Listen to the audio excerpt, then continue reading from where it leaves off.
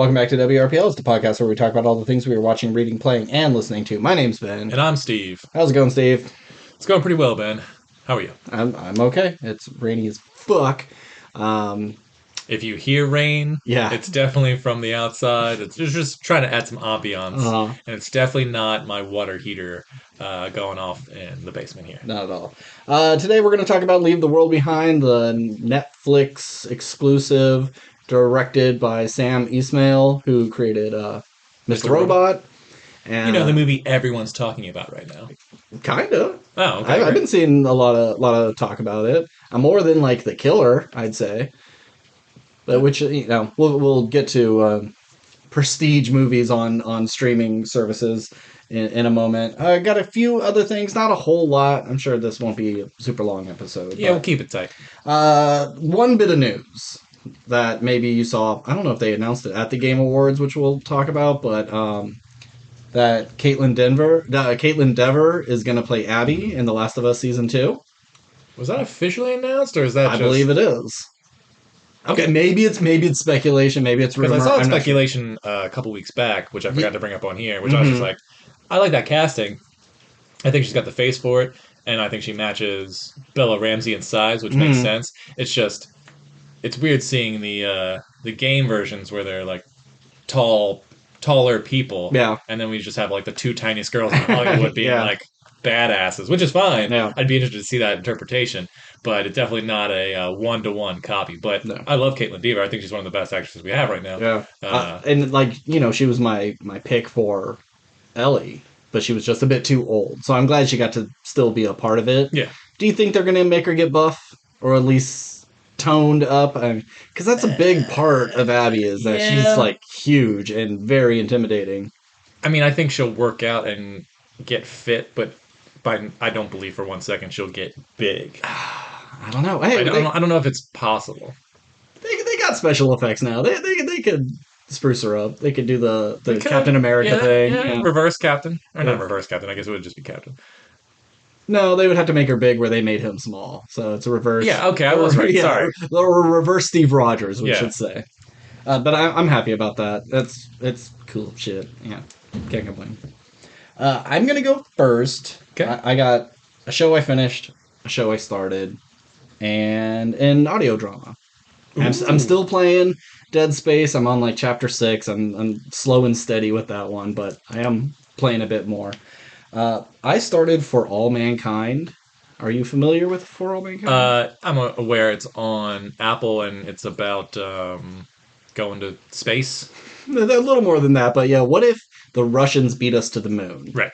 And that just like pisses off Nixon, and like, how dare they? Now we got to get there even faster. Now, oh shit, the Russians want to put a space station on the moon or orbiting Earth. We got to do that first.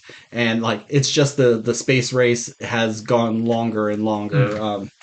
And then it's a branching timeline. So how does this make Nixon look to the public eye, and who does people maybe vote for instead of him? Like maybe Watergate doesn't happen because other things. I'm only on episode 2, so I'm not very far. And I know there's 4 seasons out, and I think there's 4 seasons. 4 seasons. I thought there were 2 times. No, and I think every season is a new decade. So we're in the 60s, and it'll be the 70s, the 80s, and then the 90s.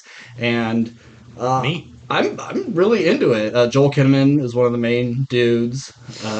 This guy is just nonstop working. I know, man. And he's really good in it. And I think everybody's really good. I'd say Joel Kinnaman doesn't quite look the time period. Everybody else, put the stupid shirts and the dumb haircuts on. And they fit that time period. I don't know. He's a little modern. I could see him in like the time of the pirates. He's just like a little gaunt. Yeah. I could see that more than the 60s, but it's kind of fucking cool so far. Really good effects, and I love at the end of the second episode, like we're getting to the moon for the second time. The Russians are getting to the moon for the second time. Like, wow, we could have 2 countries on the moon at the same time, and the Russians still beat us there. And like, oh, well, who's on the moon now? And it's a woman. Like, Jesus, now they put the first woman, and like that was they were patting themselves on the back because they had like the first woman in like ground control. I'm like, oh, this is a very special occasion, and Russians already chucking chicks up on the moon. So it's pretty fun. I hear Chucking chicks. chucking chicks. That sounds like a punk song. Yeah, yeah. All right. Anyway, sorry. I hear there's like ups and downs through all the seasons, but all in all, it's pretty good. I will continue watching it. I was watching that and another thing that I'll bring up, and I'd watch one, and then I watch the other, and I could just go back and forth. But For All Mankind's a little bit longer, and the other one I was kind of having more fun with. Yeah. So I was like, let me plow through this, and I stayed up till like 8 in the morning last night. One, because I took a nap at like 10 p.m. and woke up at midnight and it fucked everything up. That'll do it. So I said, fuck it, I'll watch the final 3 episodes of this other show. Blew through that. But yeah, For All Mankind, I'm going to stick with it. I'll get more, I'll give a final season review when I get there. All right. You go. Now you got me all paranoid. but that was good. It's a cough, a pause, and then speak. Because a lot of times it's just like, oh, well. It's like, okay, you like use that cough into the sentence. I cannot cut that. So the Game Awards, we mentioned earlier, happened this week. And you and I, we're fans of video games, but by no means do I think you and I are hardcore gamers. We're not playing every game out there. You know, we're not necessarily branching out into too many different genres. If I play 2 games in a year, I've done a good job. I play more games than you do. For sure. And of, I think, the 15 Game of the Year, like official Game of the Year award winners, I played 10 of them or 12. Wow. So, like, nice. I have good taste, apparently. Now, I didn't watch the Game Awards. I don't follow award shows too much anymore. Yeah. You know, the Oscars are more you and I's thing. Yeah. But, so I can't speak as to if the show was too long, if it was cringy, if it was sloppy, if the jokes were good or bad or whatever. Timothy Chalamet was there for some reason. I think they just. I know Jordan Peele was there, but there was a reason for that. They dropped a bunch of different trailers for games. A lot of it is just kind of sneak peeks, not necessarily gameplay footage, but just something to wet the people's whistle. Like, this is coming soon. You want to talk about that first? Like some of the things that. Did you see anything that piqued your interest? I mean, there was like a Jurassic Park thing, which I think, but it was just like a teaser. It didn't show any gameplay, so it showed a little at the very end. It showed that it is a first-person game, and I went, "Oh, I must have missed that part." Yeah, but I like the idea of like everyone got off this island and they left me behind. It's like Home Alone meets Jurassic Park. Yeah. I mean, there's plenty of games where the cinematics look cool. Like that looks like a game that has potential. Yeah, but you can have a good trailer, and then the gameplay looks nothing like for sure what you're going to get into. But the one thing that they did show that I was like, well, I know I'm going to get that is a God of War Ragnarok DLC. Yeah, and it's free. Yeah, and it'll be out tomorrow, or no, 2 days from now. Really, as of this recording. So I'm going to have to borrow that. So is it free for life, or is it free for the first 30 days? And if you don't claim it, then you get charged? I'm pretty sure it's just free. Okay, because you oh wait, you don't have it on PS5, right? You just have the PS4? I have the PS4 version. But does that count? I think so.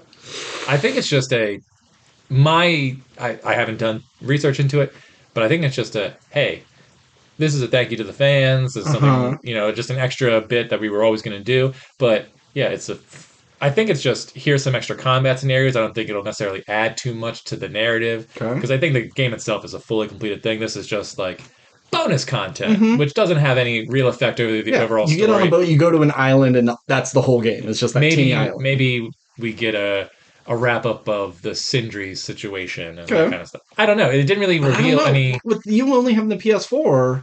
Is it one of those games that when you put the PS4 into the PS5, you get the automatic upgrade, like with Evil West? I'll have to look into that. I didn't prep for your slew of questions. But the point is, God of War Ragnarok is one of my top 3 favorite games ever, probably. So it was exciting to see. Here's a thing for you, and it doesn't cost you anything, like the fucking Spider-Man, the City That Never Sleeps DLC, or countless other DLCs that cost money. This is just... hey, here's more God of War shit for free. Yeah. And that got me excited. That's so cool. Super cool. I also think that Content Creator of the Year, Best Esports Athlete, Best Esports Team. Yeah. I mean, I guess that's exciting for gamer people, but I don't know if anyone cares too much. there's a whole subset of people who care. I mean, you think of soap operas and you watch it and go, who the fuck cares about this? There's plenty of Yeah, people I who mean, do. obviously, It's just not our world. yeah. It's just weird because most of the award shows well, never mind. I guess it's like their version of actors, but no, there are actors in the Yeah, games. no, It's it would be to be like like best. best movie watcher. Like the Yeah, Oscars nominate the general public, and like this guy knows how to which watch is a like movie. pretty neat, That'd be cool. but it's just odd. Yeah, But I was one of those people way back when who was just like people on Twitch or streaming game like who wants to watch video games? It yeah. seems so silly. And then like now in retrospect, I get it. I won't do it. Yeah, I don't do it either. I'll but watch a let's play on YouTube of someone who's just playing the game, no dialogue, no fake jump scare reactions, no, e-girl just promoting other sites on a streaming service. I'm not there for that sort of community. But like I would watch a walkthrough of the new Avatar game because I found out that was a first person as well. Crazy. Why is Avatar first person? You're supposed to be jumping around trees and stuff like that. It's not a shooty movie. There's shooty in it, but I was hesitant when that game was announced because as much as I like those movies, for whatever reason I didn't have much faith in the game, and from what I've seen in the game, it looks like something I will not be picking up. yeah. But here's some of the categories. Most anticipated game for this coming year. Final Fantasy VII Rebirth. You didn't play the new Final Fantasy. No. Have you ever played any Final Fantasy? No. Okay. It's an RPG. I don't care. Well, it's not turn-based anymore. No, I know, but Okay. it's so far gone. Like I don't care anymore, and especially those characters. I have never played a Final Fantasy game except for the Final Fantasy VII remake that came out a couple years ago, and I actually really dug it. It was a lot of fun. So I'm excited for that game, but I wouldn't say it's my, something I can't wait to play. I'll play it when it comes out. When it's another free one on PlayStation Plus.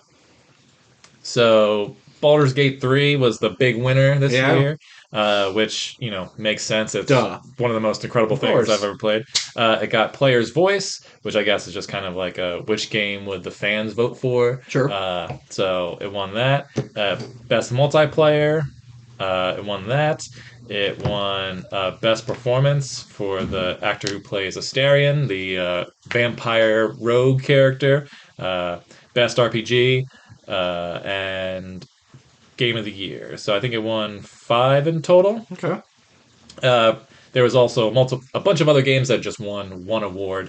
But surprising, Best Adaptation, The Last of Us. Okay. So, I mean... So they have an actual movie or TV adaptation award? That's cool. So its competition was Castlevania on Netflix, Gran Turismo, the Super Mario Brothers movie, and Twisted Metal show.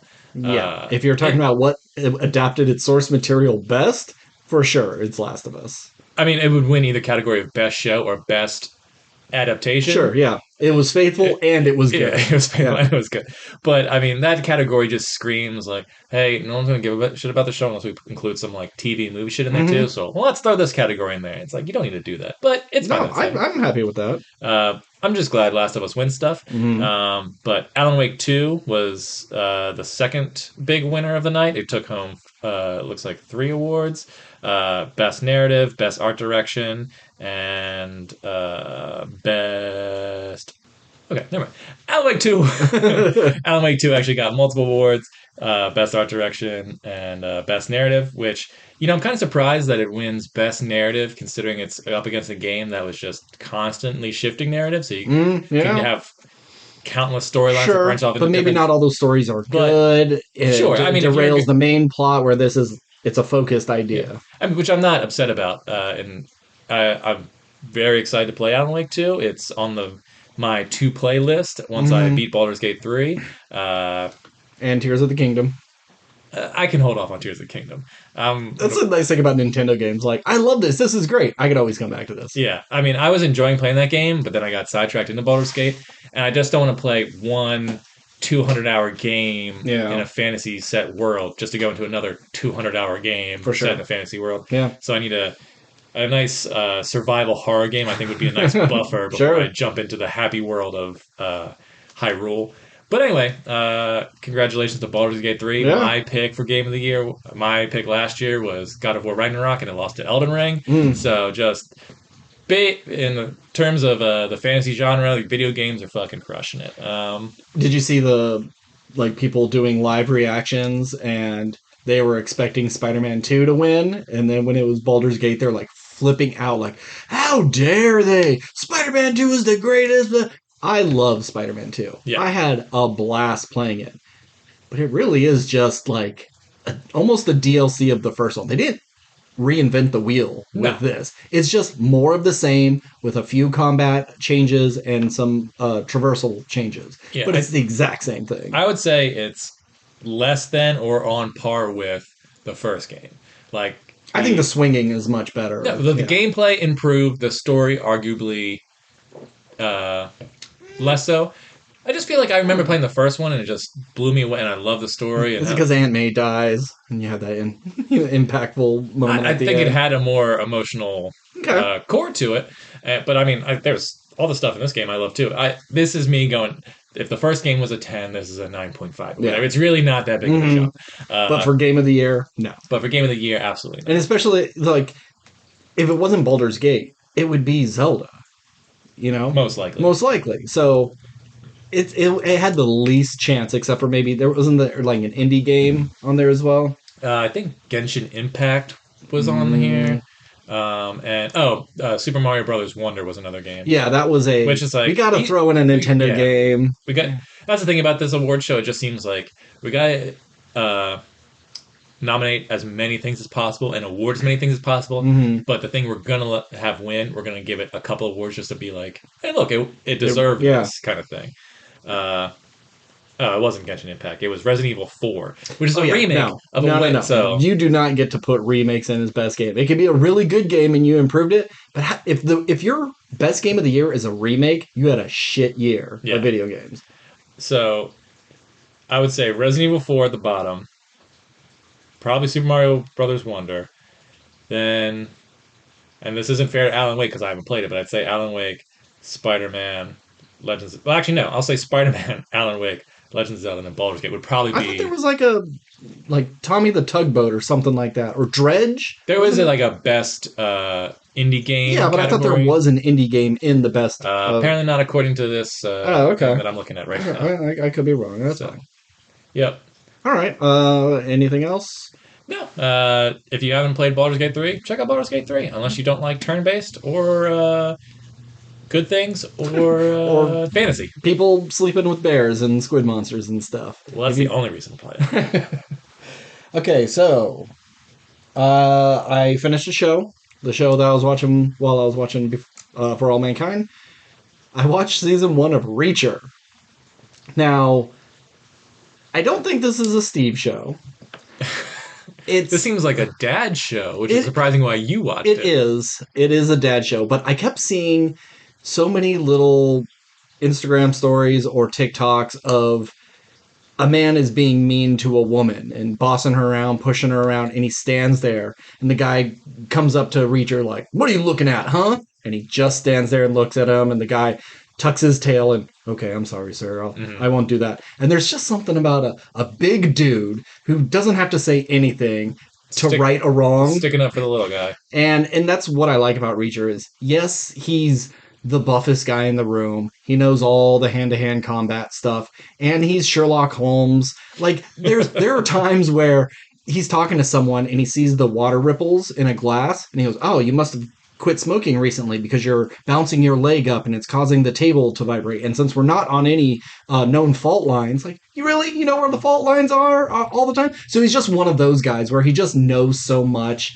Okay. And he's overpowered. He's a Mary Sue for sure, but it's really fun to watch him just kind of throw himself around and be a big bully to all these bad guys. And he's a good dude. Like he's been trained right, brought up by good parents to just do the right thing. And even though he has the size and strength of 3 men, Did they they say that his mom says that, even as like, Jack, you're stronger than 3 boys your age, but you can't fight everyone. Wait, what accent is that? She's French. Imagine that was French. That was kind of Irish. And then I just imagine him like in a high school football team, and like 3 dudes jump on his back, and he's just carrying him across the end zone. No, there's just a lot of like someone punches him and he like face pushes them across the room. And, but it's funny because he still has to get in fights with other bad guys, and so they have to give the bad guy like a crowbar. They have to give him a crowbar or something just to even it up. And so he never uses weapons at all? No, oh god, no. He'll shoot you in the face and stab you in the throat. He kills. He was on a fire escape and he wrapped his tie around some dude's neck and like jumped off and just like hung there as the guy choked. Like he has no problem killing people. My main issue with the show is it's a little corny. It tries to be funny. It's not that funny. It's a lot of, now Reacher, don't go starting any trouble. Will you promise me that? No. And walks off. Ha ha ha, look, he plays by his own rules. And so when he's working with this detective in this small town, and he's like the polar opposite, he's kind of nerdy, and he's wearing tweed jackets, and he's always getting made fun of for being a black guy in the South in a small white town, and it's 90 degrees every day, but he wears a tweed jacket because he's from Harvard, and he's a pretentious asshole. I hate this character because he always has this like sour look on his face, like he's smelling farts, and he's always telling Reacher not to do something, and Reacher, of course, never listens to him and gets so frustrated, but Reacher got results, so I gotta let it slide. And what they get away with is impossible. There's no way, for how big he is and how obvious he stands out, they do get away with a lot of stuff in such a small town. The FBI would have been like on their ass instantly. But it's still fun. If you like watching people piece together a mystery about a murder, that like he rolls into this town, they think he killed this dude they found in the ditch, and the dude in the ditch turns out to be his brother that he hadn't talked to in like 5 years. And his brother's also like him, very big dude, but he works for the FBI. He's doing counterfeit fraud investigations and things like that. So now, did he have a name like Mac Reacher? No, it's like Joe. Joe Reacher and Jack Reacher, which is funny because every time they go, hey, you're Jack Reacher, he says, just Reacher. That's what everybody calls me. Even his mom calls him Reacher. Like, his older brother has the same last name as him, and is like, oh, Joe, you're so good. And Reacher, that's so weird to give your younger son the nickname of just your all's last name. It's so bizarre. If that was something that happened when he's in the military, I would get it. But having his mom call him Reacher is very weird. I bet there's going to be some super cool reason you'll find out in the series finale on why everyone calls him just Reacher. No, I mean, I know it's just his last name, but it's just like why it's so important to him. I don't know. Whatever. But yeah, season 2 is coming like on the 15th, so I'll watch that as well. It was fun. It's not the most amazing show, but it is fun. And Alan Richardson is just... He's had such an interesting career. Yeah. As an actor. Like he was Aquaman in Smallville. He was in like Blue Mountain State, which was surprisingly a low key funny show. Okay, it was pretty good. That's what I heard. And then like he got a lot of shit because he got really huge, and everyone's like, "You're fucking using steroids or human growth hormones." Like, no, man, just like push-ups and chin-ups. Like, no, it's not. You were way too big to have that done naturally. He was Raphael in the Ninja Turtle movie. He was, yeah. And it's funny, he was in Smallville as Aquaman, and Kristen Crook is also in this show. So, little reunion. She was... Oh, in Reacher she's in? Yeah, she's in neat. Reacher, yeah. Good to see she's still getting work. Yeah. She's just damsel in distress. She's just like, bad guy's wife who needs protecting. And of course, I don't think there's a single episode where he doesn't take his shirt off, but I don't blame him. You work that hard to be that cut. You want to show that off. Yeah, if I ever get buff, I'm, going to the beach all the time. Yeah, it's wintertime, and I have... Yeah, for sure.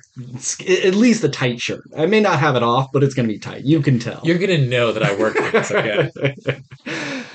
But yeah, not for you. Not for Steve. I think you would roll your eyes a lot, and you have to kind of just... let things go. If something doesn't, capable of that. I know, but I don't think this is for you.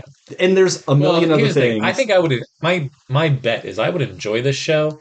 It's just it would be hard for me to start it because I know there's probably other things I'd be more inclined Yes, to absolutely. watch. 100%. So this would be way down the list of like things. Like if this was COVID times, Yeah, sure, I'm yeah. checking out If Reacher. you have to like hang out with your dad in the hospital because he's having surgery and you're going to just watch over him, watch some Reacher. Sure. Dark, but sure. Like with your wife, no. Because she may go, hey, Steve, he said it was just push ups and pull ups to get that body. It doesn't seem to be that hard. All right, honey, I guess I'll start doing the Reacher workout. All right, so I shall go next. And I listened to a new podcast this week. You and I are, I believe, fans of Adam Conover from Yeah. College Humor. A little smug, a little pretentious, but he's a Sure, smart absolutely. dude. We didn't fucking roll again. Ah, damn it. Jesus. Okay, real fast, real fast. Sorry, time out. Okay. Here we go. Yep. 4. Ooh, that might be my lowest roll yet. Uh-oh. It's because we started late. Yep. 8. Ooh. Okay. Bad episode. Right. My prediction, we shit ourselves by the end. The end! And holding it. All right. Go. Anyway, but we were more fans of his... What are you talking about? Adam Conover. Oh, yeah. Adam ruins everything. Adam ruins everything. Thank you. I blanked for a second. Which was it was a funny show that described real world issues and brought like the truth. And there was episodes where he got some things wrong, which they did an episode saying, "Here's some stuff we got wrong." So it seemed like the kind of show where they always tried to be as correct as possible, and even left, footnotes and stuff to where here's the research where we got these facts. Well, he has a podcast. Which I guess has a ton of episodes that I didn't realize he's been podcasting for a while, called Factually with Adam Conover. And, I listen to a lot of the same podcasts. So I was like, let me give this a shot. Let me see if I can learn something. And if I want to learn about something that I might not be so interested in, or I am interested in, but I don't want to be bored out of my mind, I figured, I'll go with a comedian's podcast because maybe they can present it in a funny way that would keep me engaged and keep me listening. Shankle the shiny keys in my face. Yeah, but also let me subconsciously learn a thing. Yeah. And have, facts that I can bring to a discussion where, like, well, actually, this would be, here's some evidence why that's not true, whatever it is you're saying.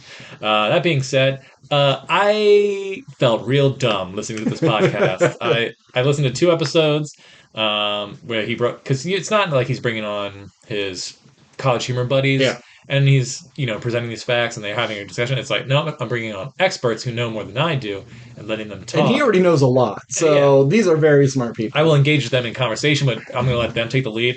So it's all these very well-off academic types, who have books and who have studied at, Harvard and all those other places. And it's like, this is why it's important. And a lot of times I'd be listening like, I know what they're like.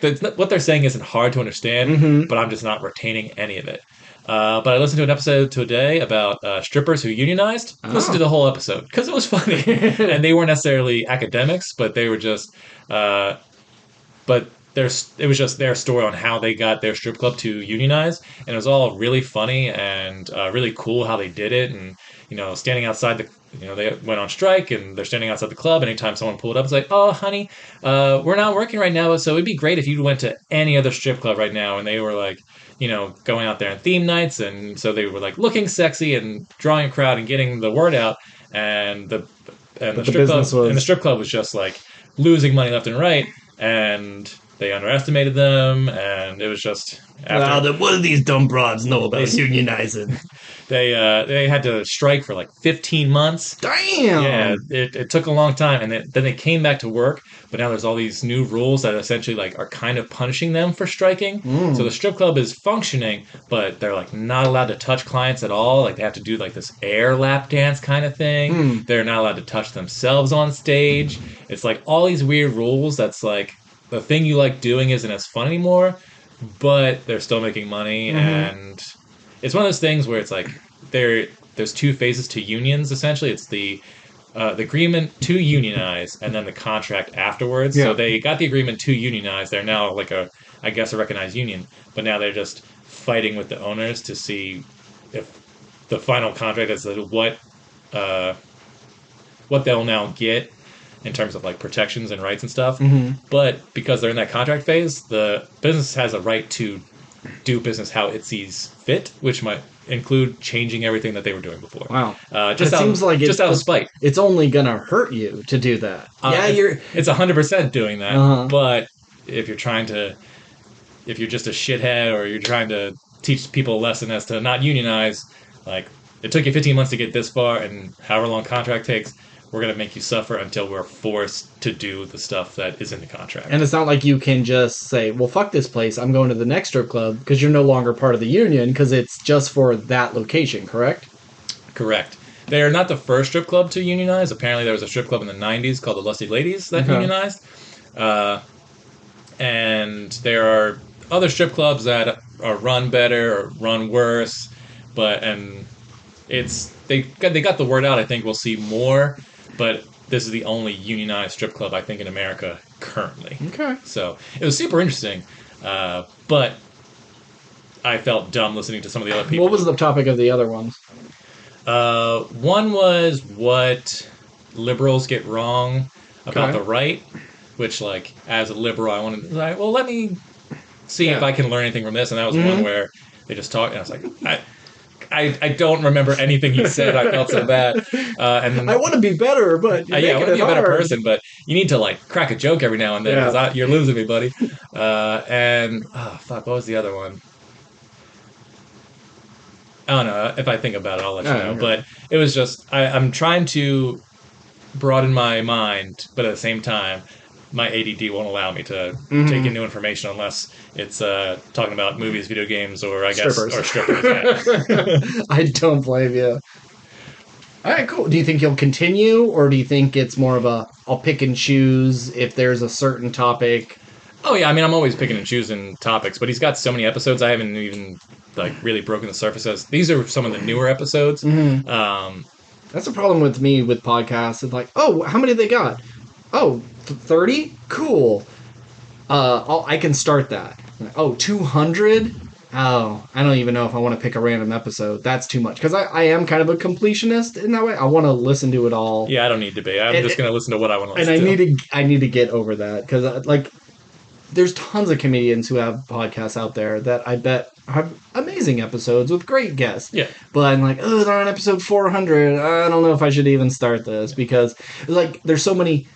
Oh, that sounds like an inside joke. Well, where did that come from? Well, I got to go back from the beginning so I can at least feel like I was a fan from the start and I get these jokes as they're evolving. But I mean, I'll say that, and as I don't listen to a lot of NPR, this is just my stereotype of NPR. It doesn't feel like an NPR podcast where it's just too...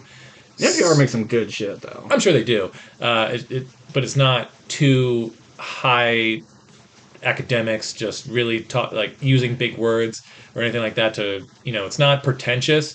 At least I don't think it tries to be. But for me, maybe it's just the episodes I picked. They were a little hard to follow. I mean, I am listening to it on the way to work, so I'm focusing on the road and other things. But if you want to learn facts, or at least people's interpretation of whatever that means, from their listening to different points of view on things, broaden your horizons, learn something in a hour-long segment that may or may not have some jokes in there. It's not a bad podcast. I'm going to give it some more time, but he's gotten some blowback. Like, he was on Rogan one time, and I guess he said something really stupid. I was kind of embarrassed for him. I couldn't get through. I saw the clip. It was pretty rough. Yeah, but I also don't feel bad because he does kind of come off as a know-it-all, pretentious asshole. But seeing him with College Humor and Dropout, and I saw a lot of stuff he did with the writer's strike and the actor's strike. Yeah. He definitely does care about the facts and people. I feel like he would be the friend of a friend that's like, oh, hey, you're having a party? Can I bring Adam over? And you're like, God, I don't know. Is he going to just, like, pin me in the corner and tell me why I shouldn't be drinking out of a solo red cup and why I'm killing the whales in the process? Yeah, he's really cool and funny until he's 3 beers in, and then he's just correcting everybody. Yeah. I mean, I bet if we hung out with him, he'd probably be the coolest guy in the world. Sure, and he would look at us like these are dummies that need to be informed. These are the peons. Sure. Because like how they got the title for actually is just like a very nerd thing, but I can just see in the office of College Humor, Adam Conover Is the always biggest actually just guy? like Yeah. actually they import more bananas than coconuts. Yeah, Yeah, well, it's like the show Actually is going. This is about nerd culture, where he's just actually about everything everything. Yeah. else. So, which is probably worse because it's like, hey man, we just want to have a fun debate about which video game monster would beat the other one. Well, actually, science says that the molecules of blood. It's like, well, I don't care about the molecules. He's got He could superpowers. actually shrink down because yeah. Anyway, I feel like we're attacking him when I'm just saying check out his podcast. Yeah, and I don't want to attack him. I do like him, but of all the college humans, of all the college humor people, he's probably like maybe my F tier of like who I want to have a drink with. You know, like I want to hang out with Jake and Amir, but I bet they would like Amir would probably still get on my nerves, and I think Jake could probably still get on my nerves. Whereas like Murph, I think I'd have a great time with Murph. Yeah, Murph seems pretty chill. Yeah. Anywho, that's a be a fun podcast. Is rank your college humor cast by who you want to have a beer with. Well, I also listened to a thing. I took your advice and I listened to Impact Winter Season 1. Okay. Season 2 is out now. There's a season 2? Oh, yeah. All right. So I guess I got something to listen to now. I'm going to be starting that probably on the ride home from this. But Impact Winter is, it's the UK, a meteor hit in like 2034, something like that. And sent dust into the sky and has blocked out the sun. And because it's now kind of permanent darkness, well, they don't say permanent darkness, it's just darker. You just can't really see the sunlight, sun. Yeah. So it could still have some light coming through, but it didn't feel like it was completely nighttime every day. Yeah. But because it's darker out, these vampires just come out of the woodwork. They've just been hiding in holes and castles and stuff for all these years, and now they can roam the earth. And there's 3 types. There's the little monstery ones that are like easier to defeat, but they're brainless. Then you have the ones that are more human-like, but are kind of more typical vampires. And then you have the elite club, where you look exactly like humans. There's no features that show that you are a vampire, but you are like stronger, faster. You could even potentially do hypnosis, mind control things on other vampires. Can't remember what they're called, but it's been a while. Because like the humans had like their names for the tiers, and then the vampires had their other names, and I was like, okay, these are the shades, but was the shade the middle, or was that the top of the human? Whatever. And it's a story of 2 sisters, Darcy and Hope. And Hope is pretentious, annoying little teenager. And I'm like, I don't want to live in a castle anymore. I want to go outside. And goes and gets all of her friends killed. You like my accents? Yeah, it's just the girl from Willy Wonka. Yes. I want it now. She goes out and gets all of her friends killed. And so her older sister goes after her, gets taken by one of these like top tier vampires, turned. She's also like top tier. Hasn't happened in like 300 years or 3,000 years, I think maybe it was. Okay, so you don't get bitten. There's like a stage. It's just you turn into one of these 3 after you get Yeah, bitten. it just they don't know why. It's random. Okay. I thought you watched it. I thought you listened to it. I did, Ben, but it's been over a year. Oh, okay. Yeah, it's like I remember the broad strokes. You may turn into like just the evil mongoloid looking thing, or you could be just a typical vampire, or you can be one of the elite, but that's very, very rare. And she could like turn into a lion. I'm not sure if she could actually turn into a lion. I don't think that's a thing. I could be wrong. But they even said like, I see paw prints in the snow. It looks like a big cat. Really? But no one ever no one sees her transform, but she talks about her inner lioness wanting to come out. And so I thought like maybe she just got more feral and acted like a cat, but it almost seemed like she actually does as well. But there's some ancient vampire prophecy about the first elite vampire that gets made after the darkness rises or whatever. She's gonna be the one that takes them all down. So the next book is, or the next chapter is all about like the vampire council going, oh, this is scary, we need to do something about her. It's got a good voice cast. It's got like 3 people from Game of Thrones in it. Bella Ramsey is one of them. Whisper, I think is her character. I really enjoyed it, and I agree. I told you would. I love myself some vampires lore. I like the one thing that I had never heard of in any sort of lore was you could stake vampires in the heart and it doesn't kill them. Their heart never beats, which is fine. But once you stake them, it kind of incapacitates them, and they just kind of go into a coma until it gets pulled out. Except for the elite, you got to stake them with a silver one. Otherwise, the wood ones don't matter. And the only way to kill them is cutting their head off. They never mentioned anything about like going out in the sun. I could only assume. Sure. But yeah, I fucking really dug this. I mean, I always hate when a character is a precocious teen and just fucks off and gets a bunch of people killed. But hey, it's your inciting incident. And, Sure. it's good stuff. How's it end again? The vampire sister like turns into this cat person and bites the evil queen because there was a vampire that's being held captive by the humans named Penelope. Yep. She's looking for asylum because she killed the vampire queen. I'll call her the vampire queen, even though she's not the actual queen. Killed her sister, the person who actually turned Penelope, and that's a big no-no. You don't kill other vampires. And so she's hunting her, leads an invasion onto the castle. Yeah, I remember that part. And then the older sister like bites her, and they're like, "Whoa, how can you do this? You can't kill, one of the elite vampires." And she bleeds out and dies. And the Onion Knight from Game of Thrones, he's just like, "I'm gonna kill you because you said to kill you if you ever turn into a vampire, so I'm gonna do it." And they're like, "No, but I'm cool now. Like, I get it. Vampires are hot shit." And he shoots her boyfriend or friend that she likes. Romantic interest. Yes, Felix in the gut, and you think she wants a moment alone for him to bleed out and die, but she actually turns him. Right. Yeah, and then it basically just ends. And then it's pretty much done. Got it. Cool. Yeah, I hope they turn it into a show because it does a good job of giving you enough backstory without giving you everything, and there's definitely more you can flesh out on, especially the prisoner Penelope. I would like to know more about her, and when you're in a show and you're talking about what happened in people's past, you could actually show it and not just be 3 lines of dialogue. It'll actually be a whole episode. So there's a lot more they can do. Plus, your main character's a badass with a sword who's cutting off vampire heads. Yeah, which I'm always like down that? For. Yeah, I hate the name Hope. It's there's in the show Foundation, there's a part where like end of the world sort of things, there's only room for one person to get in the escape shuttle sort of thing, and she's pregnant and then has a baby and like, "Oh, what did you name her?" And like, "Hope." I'm like, "Oh," you're like, "No, I'm just kidding." They name it, and it's just a normal name. She's like a rambunctious person in the show, so she's always cracking jokes.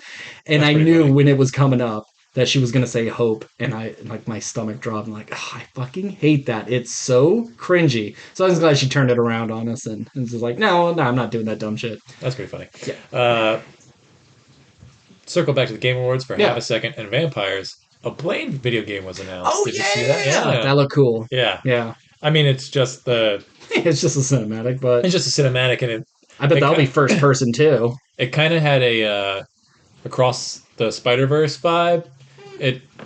In terms of just its animation style, it wasn't quite that, but it was. I would say it was similar looking. It reminded me, for some reason, of like the Walking Dead Telltale games. No, I don't know why. I mean, I watched on my phone, so maybe it's too small. But I mean, I don't know. I didn't look into what company is doing that. I don't think it. It was Bethesda. Bethesda. Yeah, okay. It was unique. Like, of all people. I mean, if Insomniac did the Spider-Man games and they're doing Wolverine, which I'm more excited for, I would just keep all the Marvel games and the. I mean, I guess you can't be greedy. Yeah. But that's the kind. I think that game is probably going to suck. But I hope it's good. Yeah, it seems. But it's probably going to suck. You just make Devil May Cry, but with Blade. It doesn't have to be as wild of combat, but just get Capcom to do it.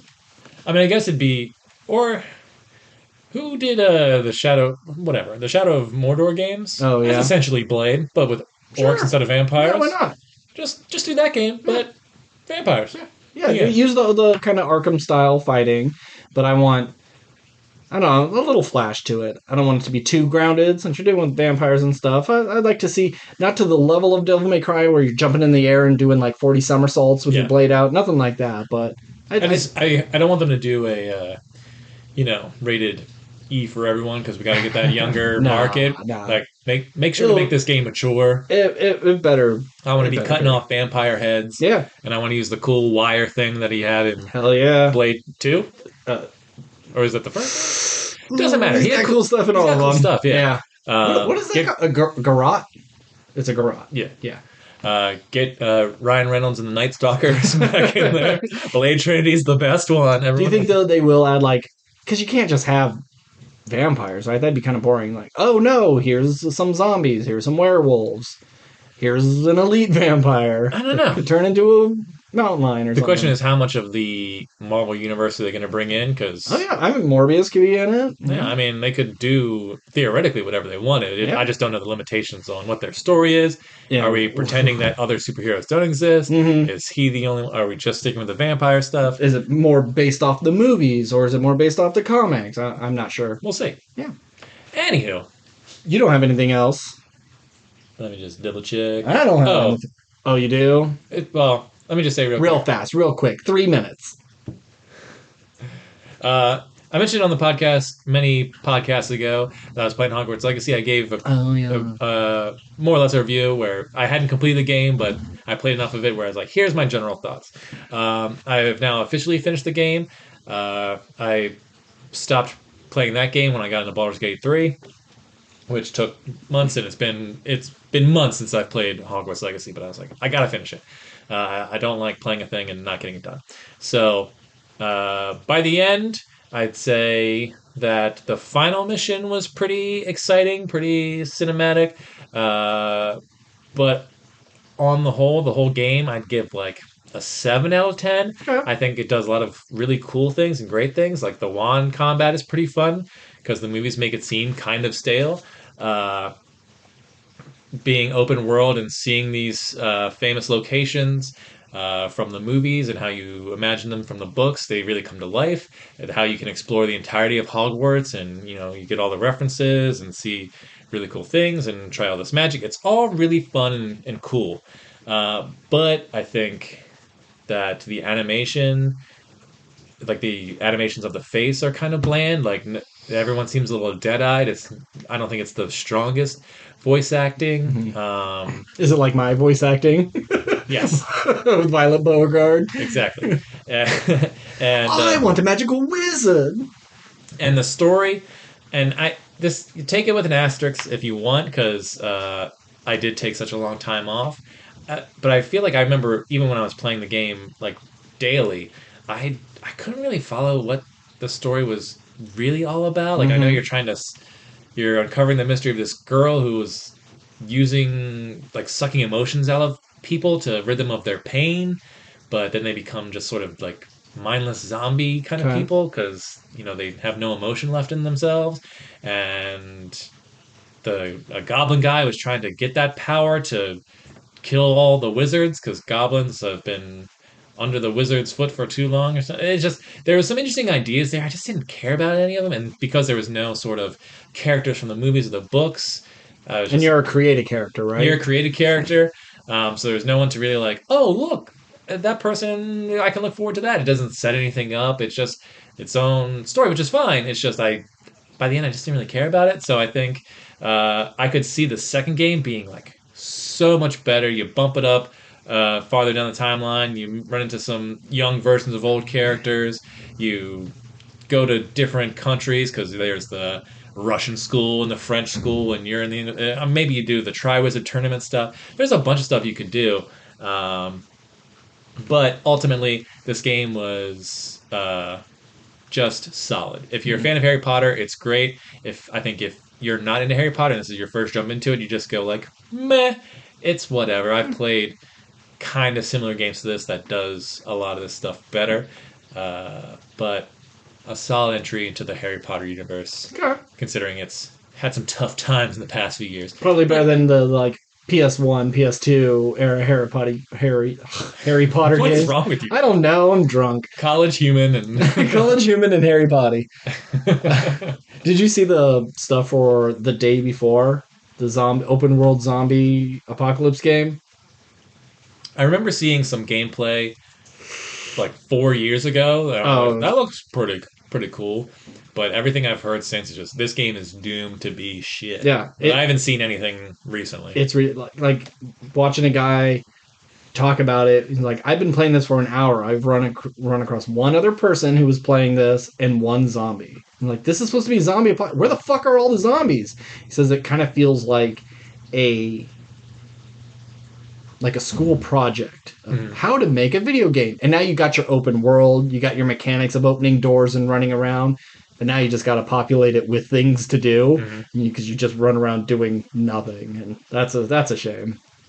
Yeah, I'll have to listen to a IGN review of it. Yeah, I mean it's still like early access, so it's not like it's not even like fully. It's not a. I thought it was out. Okay, no. I believe, but it is only like a $40 game, and hopefully they'll fix things. But game studios need to stop. Like, we'll fix it down the line. We got to get it out now, and we'll fix it down the line. Like, just hold on to it and wait till it's good. Yeah. Okay, you want to get to our main topic? Let's do it. All right, Leave the World Behind by Sam Ismail. Like I said, creator of Mr. Robot. I was going to say Robot Chicken. No, very different. Story of a family getting away for the weekend, only for some strangers to show up at their door with maybe impending doom in the background. I don't want to get too spoilery right off the get-go. But, yeah, fuck it. I mean, we always do spoilers. There's a potential cyber attack happening. No, it's not potential. Well, that's what they're thinking. Like, is this a cyber attack? Is it just a blackout? What's going on? We can't get on the internet. We can't watch Friends. It's surprising. Friends play the show. Friends plays an important role in this film. Yeah. So it has Julia Roberts, Ethan Hawke, Kevin Bacon, Mahershala Ali, and then Michaela. Sure. Watching Ethan Hawke and Kevin Bacon in the same movie, like, have they never been in a movie? How come they have never played brothers? They are like of the same generation. They feel like they should have been in something by now. Did you not get that feeling? Because like you take any Kevin Hawke, God damn it. Ethan Bacon, fuck! Kevin Bacon, you take either of them and like flop him in the roles, I bet they would do pretty good in those movies. If Matt Damon and Ben Affleck were, the young hot thing of the 90s, Ethan Hawke and Kevin Bacon were like, they should have been the Ben Affleck and Matt Damon of the 80s or something. I mean, sure, they were childhood friends or anything like that. And maybe there's even like a 10-year age difference. I don't fucking know. But they just seem so similar acting styles, looks. Yeah. They I don't know. They should have played brothers years ago. But did you like this movie? Surprisingly, I did like this movie. I fucking love this movie. Really? I bet this will be on my best of the year. It's so interesting. I think this movie, like, I can see a bunch of people seeing this movie and being super into it for a long time, and then it gets to the end, like, wait, that's it? This movie sucks. Yeah. It's like that thing of when you and I go see a horror movie and everyone is, clearly weirded out or scared or whatever, then you get outside the movie and like, that movie sucked. That wasn't scary. Or, if it wasn't just whatever. Yeah. Anyway. It's because people expect by the time you get to the end, like, oh, now we're going to get the action. We're going to get the guns and the bombs. And like, that's not what this movie is about. Mm-hmm. This is the days before the bombs and the guns. So this movie basically takes place over the course of 2 days, 3 tops, and you have the young family who goes to this house they rented for the weekend, and they get there, and it's country-esque. It's on the outskirts of the city, but you can see the city. Yeah. You're in a wooded area. It's like, I don't know if this is like the Hamptons, but it's what I imagine when people say the Hamptons. A rich person's neighborhood, because the house they're staying in is clearly a $3 million plus home. Mm-hmm. It is a beautiful house. But as they get there, they're like, oh, the iPad and cell phones aren't working. Yep. What the reception out here must be bad. Then they go to the nearby beach Oh, where yeah. they see an oil tanker in the distance, and they're like, "Oh, look, an oil tanker! Neat!" And just Getting gets closer closer and and closer, closer. and just this little impending doom that's slowly coming towards Hmm. them. And then it's like, well, we see boats on the ocean all the time. There's no way there's no port here. It's definitely going to stop. It has to stop. And it just keeps going. And just seeing it be that close, even though it wasn't necessarily close to you, just seeing it that big, Yeah, because it's they're still kind of. big fucking boats. It's weird that I think that's what's so cool about this movie. Nothing happens, but it's all scary, Yeah, yeah. and There's this looming sense of dread around. I was waiting everything. for a quiet place monster to come running out of the woods at any time. I knew it wasn't that, but it just felt like a movie where you're going to have this twist of, oh, the reason these crazy things are happening is there's a parasitic organism taking people over, and it Yeah, just it's a takes a movie left turn. where nothing happens, but the vibe, like you're in constant fear of something happening, and Yeah, nothing really does. yeah. A deer just looks at you, and you go, okay, this is fucking scary. Yeah. So the boat hits the beach. Everyone's like, "Whoa, that was weird." And then this is where the movie does a lot of a good job of just giving you just enough information. Where it's like, if you have a question, the movie will give you an answer, whether that's the true answer, Hmm. who's to say? But it's enough to make you go, okay, well, that will at least explain that. It's like, hey, they're walking out and they run into a police officer who's like, all right, guys, we're evacuating the beach. Sorry, I gotta go. It's like, hey, do you know what happened? And the police officer, apparently multiple boats have been hitting the East Coast. Hmm. Must be, I think it's a navigation error. I think that's Yeah, what it was. yeah. So it's just But like, okay, well, that explains why that happened. mhm. But you got to think. Okay, navigation error. People. That's why we have lighthouses so you don't hit rocks and stuff. But people are actually watching. It's not all automated. Sure. You should think to yourself, well, is there not a boat captain trying to right the ship? Was this something done on purpose by the person on the boat, or were they completely out of control and it was out of their hands? So they come home, night falls, it's the middle of the night. Julia Roberts and Ethan Hawke are having a drink, knock on the door. Mahershala Ali and his daughter. I'm going to call him Mahershala Ali and his daughter because I don't remember the characters' names. Yeah. GH Oh yeah, or George, but HG. no, it's GH GH because because George. his name Yeah. was George and his daughter's name was Michaela. Michaela doesn't matter. Uh, and they're like, "Hey, our bad, but I'm the homeowner. We're the people you rented from. There's a blackout in the city. We decided to come back home, and so then you have this. You're like, are these people really the homeowners? We never Hmm. spoke to them over the phone.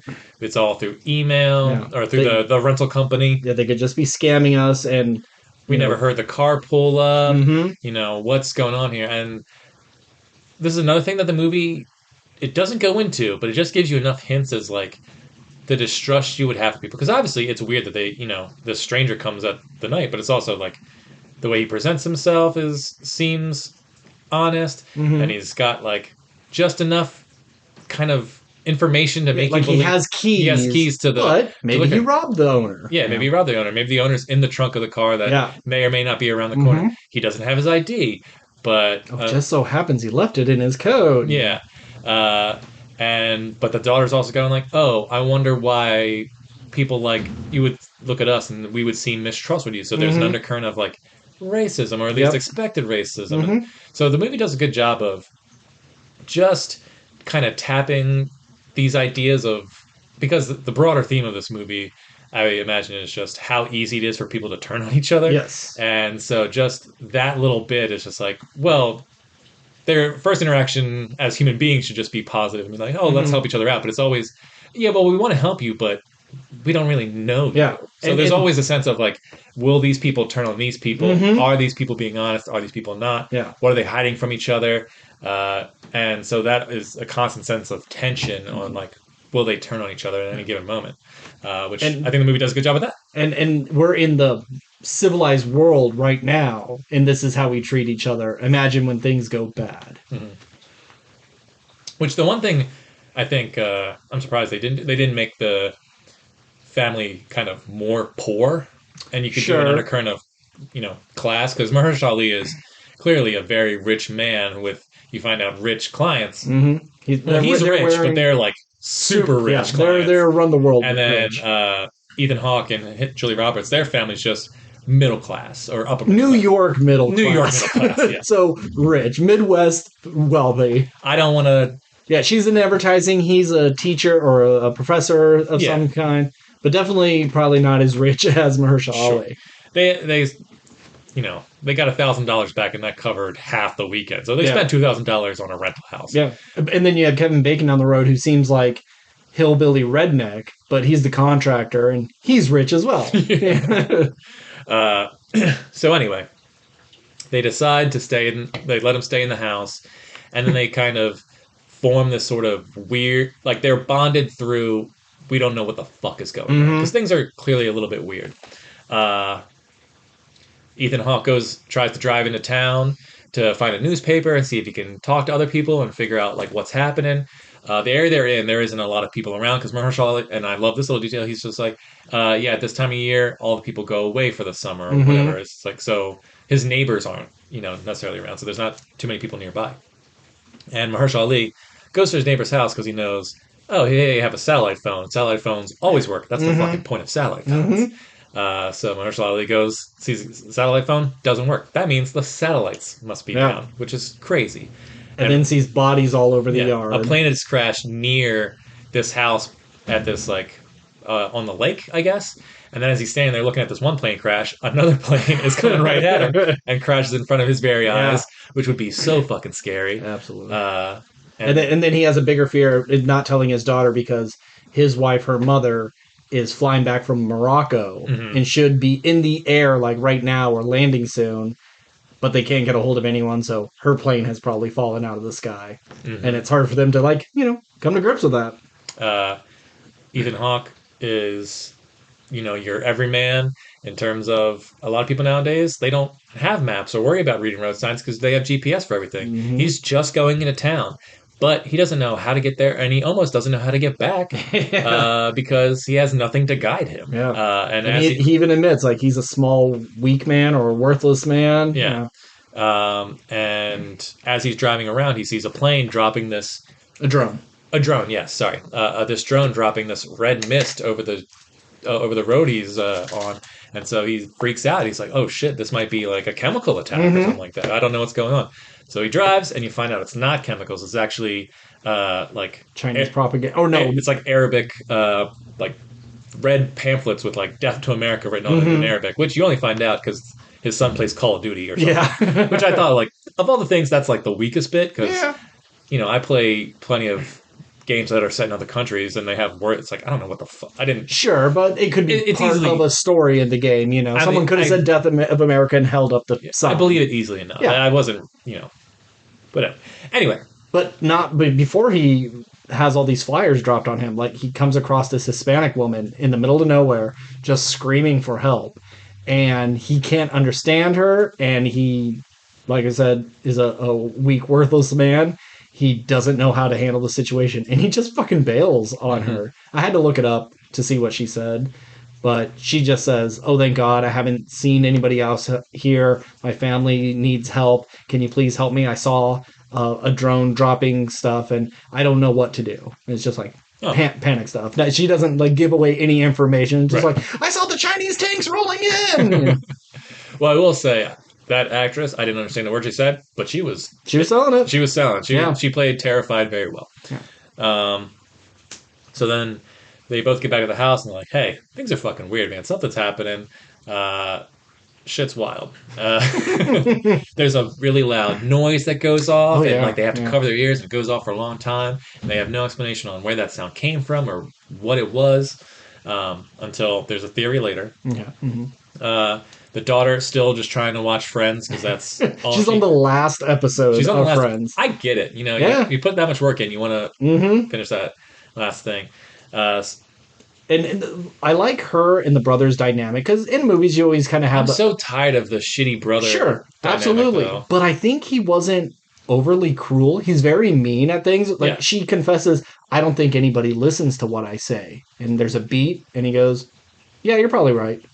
And so mean. it's so mean, but I liked it that it wasn't a grab her doll and rip the head off. Not hitting her. It was psychological warfare, and it was different than what I'm used to seeing. Yes, that trope of the shitty brother is a little old, but I think it was handled well. Yeah. I mean, of all the shitty brother tropes, he's on the lower end. Yeah, and he gets his. Yeah. So, yeah, the daughter sees deer hanging out outside, flamingos land in the pool. The two families are getting to know each other a little bit better. They feel a little bit more comfortable. They're like, okay, we believe you. We're on the same team here. We're just trying to like survive. The daughter, less so. Mahershala Ali's daughter is kind of like, we should really kick these people out of our house. We're staying in the fucking basement of our own home. Yeah. They're in your bed. What the fuck? But Mahershala Ali's just kind of like, well, it's the right thing to do. He's the best person in this movie. And it was supposed to be Denzel, but he had to drop out. Oh, thank God. Whatever. There's a really cool scene where they decide, hey, we need to get out of here. We're Ethan Hawke's family. We need to go, and they leave, and they're going down the road, and there's all these cars that are just like stacked, and the camera pans up, and you're like, well, all these cars look exactly the same. Are these? What's that? I thought it was just lazy. Special effects work? No, not special effects. It's just like, oh, we could only one dealership let us borrow cars for this big like highway scene. No one's going to pay attention. Yeah. But there was a reason, because they were all Teslas and they were all self-driving. And so hackers had set all these Teslas to drive into each other and block the road so no one can escape. Which then you have the scene of them like dodging these automatic driving cars, which is so cool. It's weird that this isn't an action movie, but you have that scene, which was one of my favorites. It was very tense. You have the boat coming ashore, the planes crashing. Like, you have these really interesting action moments, and it's definitely not an action movie. No. So they decide, okay, well, we're fucked. We can't get out. Yep. We'll go back to the house. And Mahershala Ali could have just said, get fucked. Yeah, this is our house. But he lets them in, and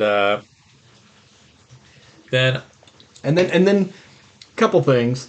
The brother gets bit by a tick. They find a shack in the middle of the woods. They don't really get into it all that much. It's just a shack, I would not assume like a homeless person is living there, because this is a very rich neighborhood and it's not convenient to anything, and homeless people kind of gather in populated areas. Shack. Probably. Why was there a pile of leaves that looks like someone was sleeping in it? Who knows? Doesn't matter. But he gets bit by a tick, and then the Julia Roberts and Ethan Hawke kind of split off, and you have kind of two scenes. You have Ethan Hawke with Mahershala Ali's daughter, and they're getting high at the pool, and then you have Julia Roberts and Mahershala Ali like dancing to, oh god, what's the song? I forget. Baby, when we're grinding, oh yeah, I get so excited. And I was like, oh crap, I know what they're gonna do.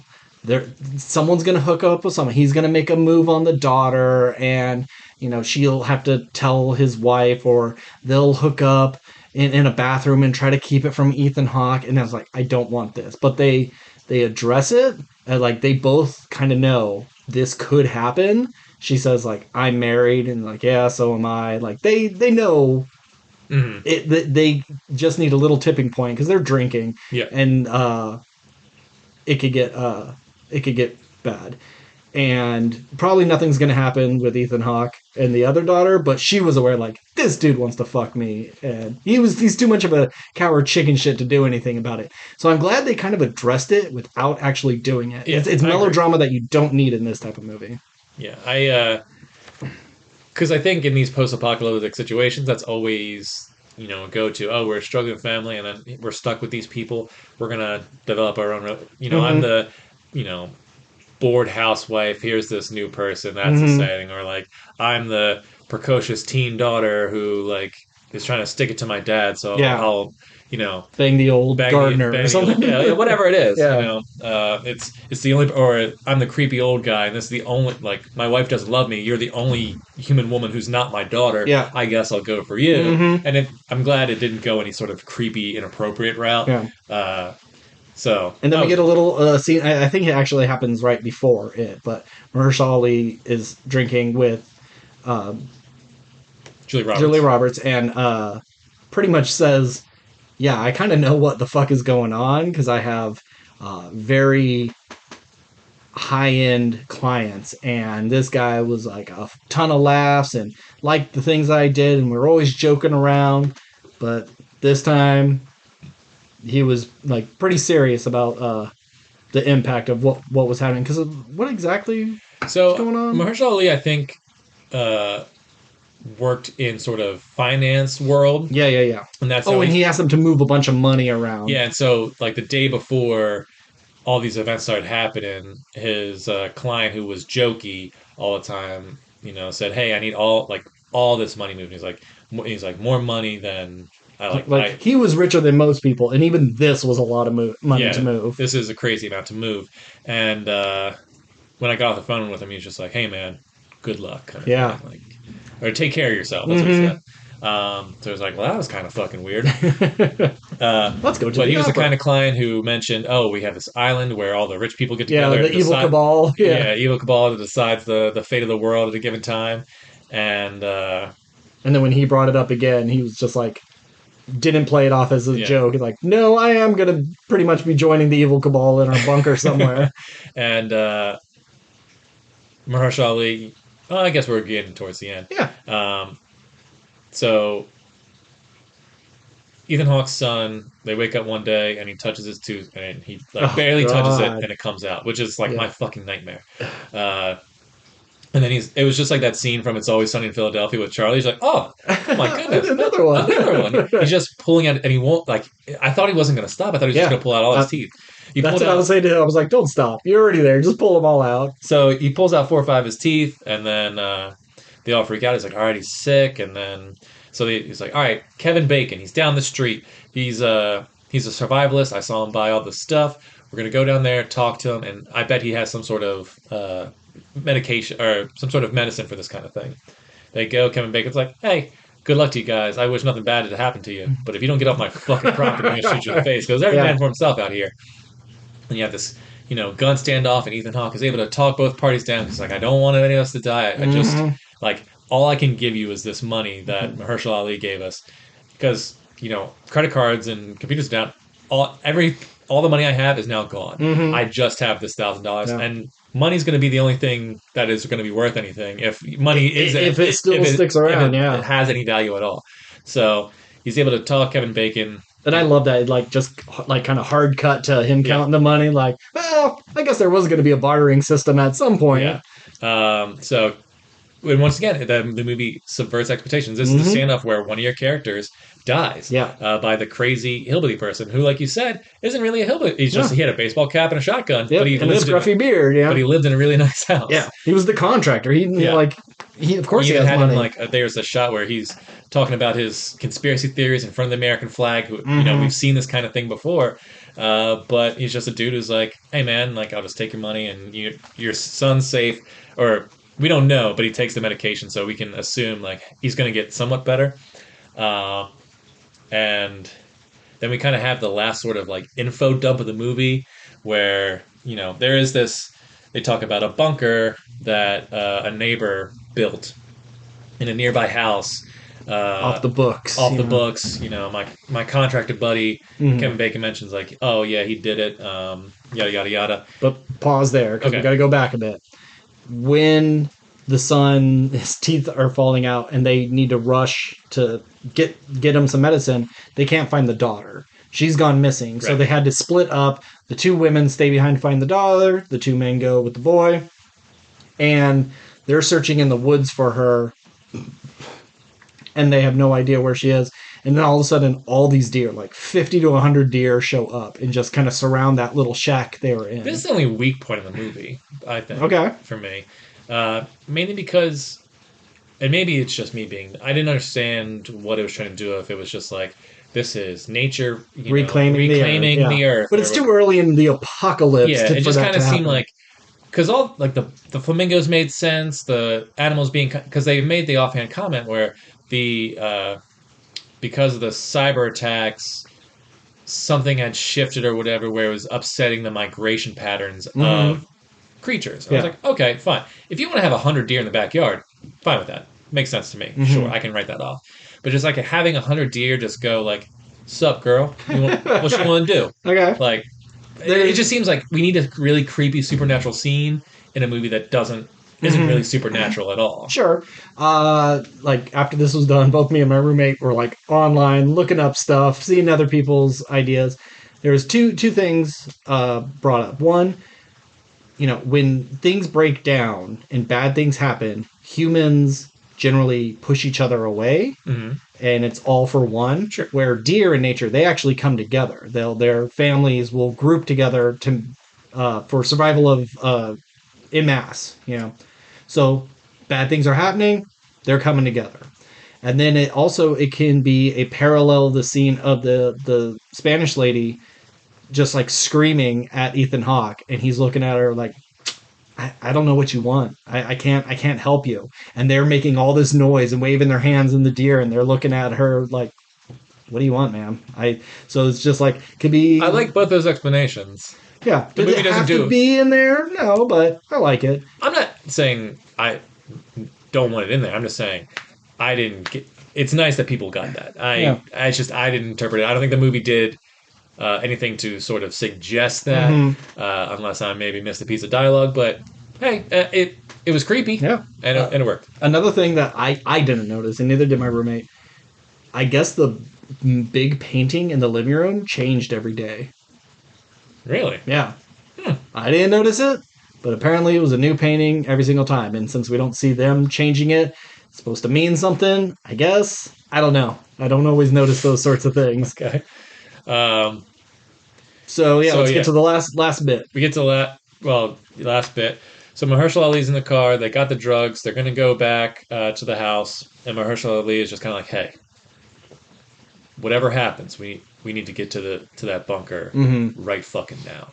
And it's just like, I he basically breaks down where the the people I know and talk to that or something or other mention like if we're gonna destabilize a government, it's you do it in three phases. The first phase is to eliminate communication, and so it's like cell phone, computers, internet, all that stuff that goes out, and that causes no one to you cut and do misinformation. And that's why you see the pamphlets because Kevin Bacon mentions, oh, there's a drone dropping Chinese or Korean propaganda over Mm-hmm. in California. Yeah. It's like, but over here we're getting Middle Eastern. Middle Eastern Yeah. stuff. So that keeps the people out of the loop and causing blame. It's just like, oh, well, it's this person. No, it's this person. And so now no one knows the truth, and it upsets that thing. And the second phase was, what was the second phase? Just well, it was stop communication and movement. So like Yeah. the phones and the cars, and then spread propaganda Oh, that of was who it. the enemy Yeah. is. Confuse your. Yeah. And And then so that's the sound. That's the flyers. oh yeah, and he mentions that uh, in some war, some other country, there was news of a weapon that shot noise at the enemy, and but radiation traveled through the noise. So that Mm-hmm. explains why his son's teeth were falling out because radiation can affect some people more than others, or Yep. whatever.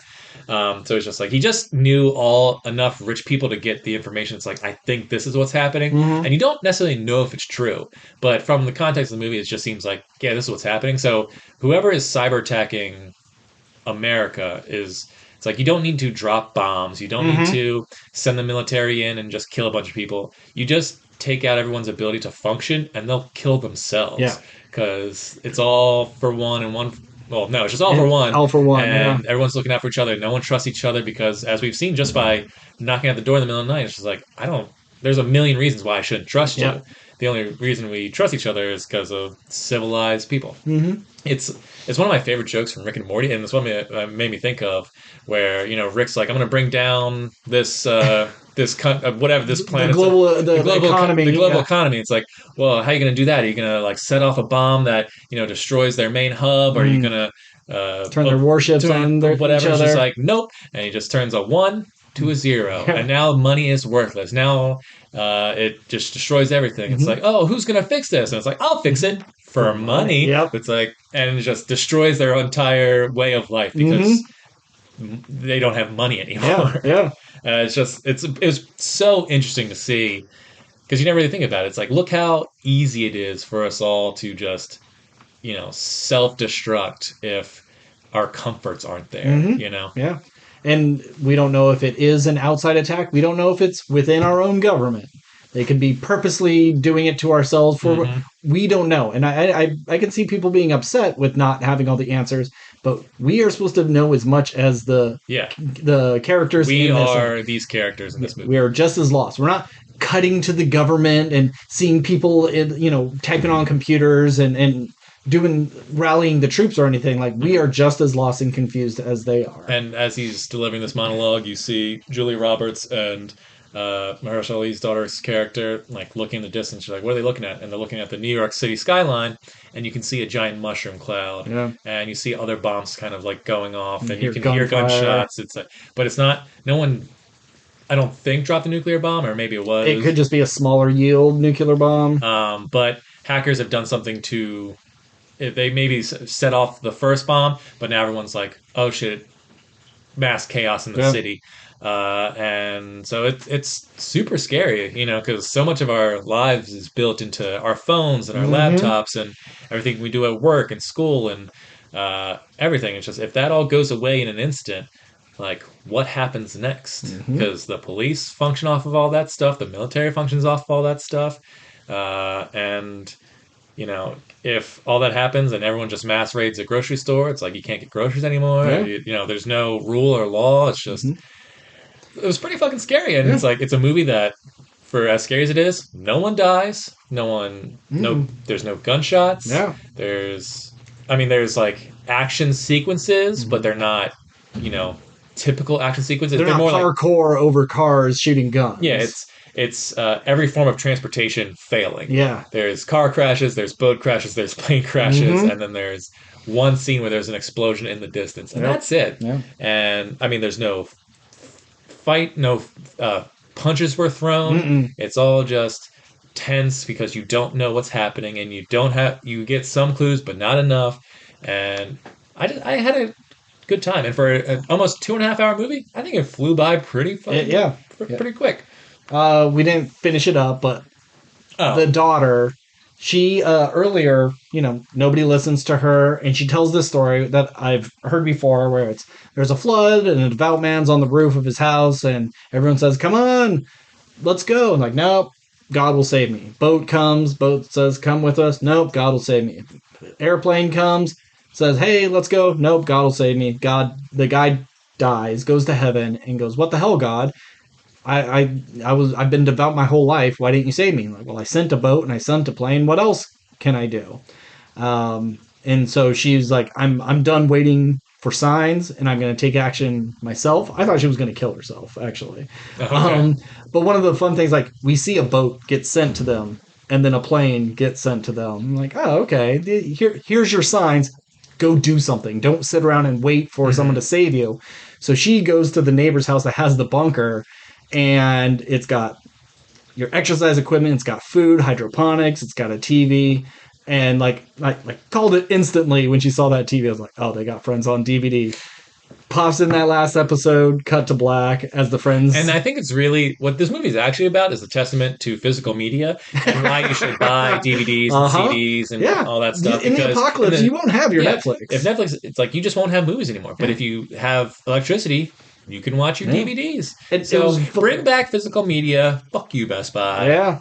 It was nice looking at the list of things. There was like weird ass movies on there, like Breach.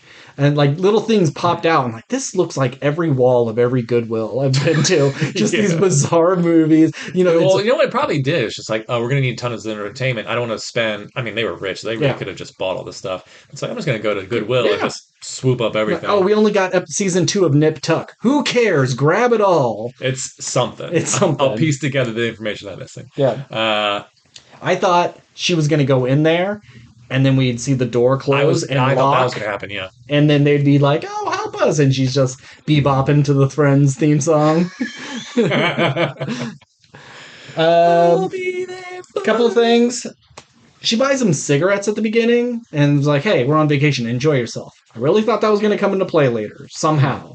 And I was watching Reacher, and there's that guy who quit smoking, and there's a part they have to light something on fire and like, let me do this, and pulls out a pack of cigarettes and like, if I'm gonna go out, I'm gonna have one last cigarette, and then flicks it and sets it on fire. I thought there was gonna be something like that in this movie. No, because usually those things they pay off in a way. Like you see a gun, and that like yes, it pays off in the way of the gun is pulled, but no one ever uses the gun. So it was a little bit of a what's that called? Chekhov's gun. So it's like Chekhov's cigarettes. Nothing happened because of that.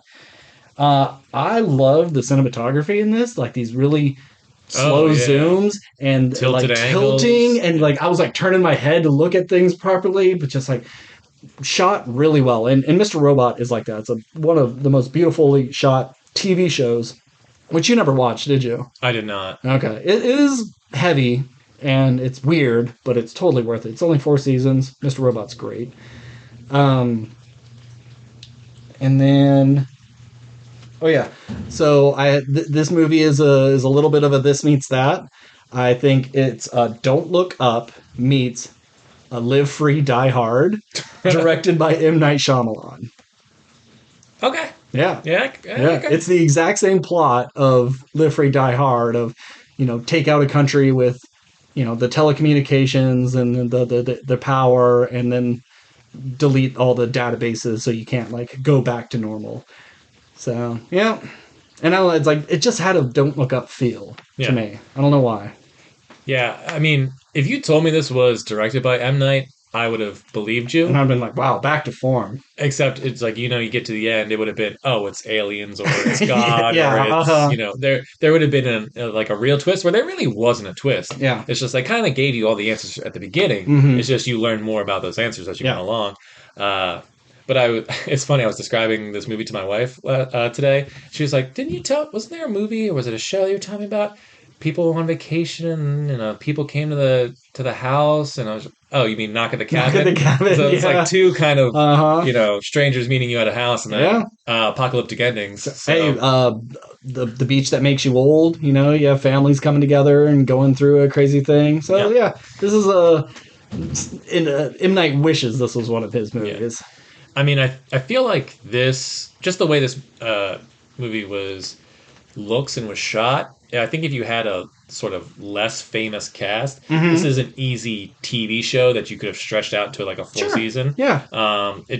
This kind of had a TV show vibe to me because I think it also the fact that it was part 1, the trip or whatever it was called. It was the house. And part 2, the noise. Curve. I think the part 2 is the curve. Part 3 is the noise. My point is, it's broken down episodically, so I could have seen this. This could have been a miniseries. Yeah, this might have been a TV show pitch of his, and they're like, no, I don't know if there's enough to make a show here. It's like, all right, well, then I'm just going to rewrite it and make it into a movie. That's kind of the vibe I got from it. But that being said, I'm going to give it somewhere B plus. No, what? Fuck it. I'm going to give it a B plus. I had a good time with this, and it surprised me. I knew nothing about it going in. I don't remember if I watched a trailer or not, but if I did, I forgot it. And I had a good time. Yeah. I really enjoyed this movie. I'm giving this an A+. This movie, I have no issues with. Yeah, it set out to do what it was supposed to do, and it did it. All the acting is great. Like, I've never been a big Julia Roberts fan, but she's really good in this. And I've never really seen her being... She's not even the bad guy in this, but she's like short, she's angry, she hates people, but like she still loves her family. She doesn't treat her husband like shit. She's not mean to her kids, but she is very matter of fact about her feelings, and she softens up as she goes. But I've never seen her in a role like this where she's just so sharp edged, and I really liked her.